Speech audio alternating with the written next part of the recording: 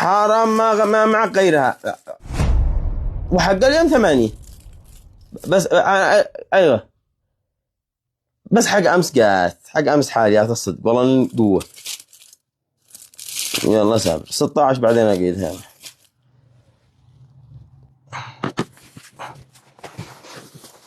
هيا تغدوا. ب8 يا بابا، ب8 يا بابا، لا تلقفنا الا رزق.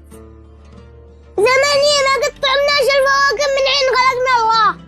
اقول لك تغدى، قول حمد الله وشكروا على النعمه. من ذي اللي علمك ذا الكلام؟ ما يصلحش تقول لابوك هكذا، عيب. اقبل تخابروا على الدراسه. ايش درستم اليوم؟ ايش قريتم؟ ايش حفظتم؟ ايش قريتم يا غيث اليوم؟ ايش اختبرتم؟ ايش اختبرنا؟ ليه المدرسة يقولنا تفاح وانا ما نعرف التفاح. قلنا تغدوا، حمد الله على النعمه. غيركم ما لقي وش الرز وانتم جيتوا تفلسفوا على انتم. انا داري من ذي اللي يعلمكم، لكن الغدا لكم وانا عاد اتصرف.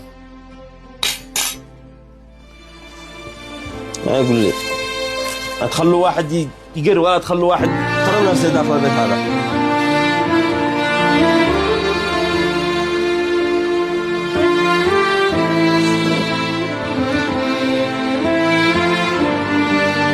مستغربين إلا به آباء هكذا، به آباء بهم ملقات أكثر من أهل بيته، وربما يدعم أصحابه ويأكل شلته أكثر من أولاده.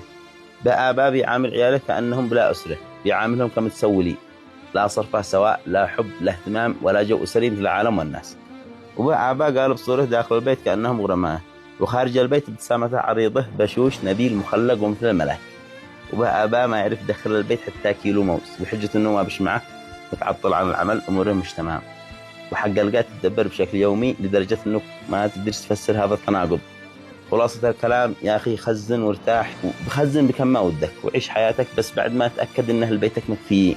انبسط خارج البيت الله يسعد قلبك، بس وداخل البيت الاهل يحتاجوك تسلي عليهم، ما بش معهم غيرك. يا اخي اصحى، هؤلاء مسؤوليتك انت بالواقع، لا تعيش الوهم، انتبه، خلي اولويتك اهل بيتك، انتبه عليهم قبل ما يجي لك فترة وتحس نفسك ضايع، واكيد عتضيعهم معك. هذا اللي كان ودنا نوصله، بالرغم من كلنا مقصرين، ولكن نتناصح فيما بيننا لعل الله نهدينا كلنا.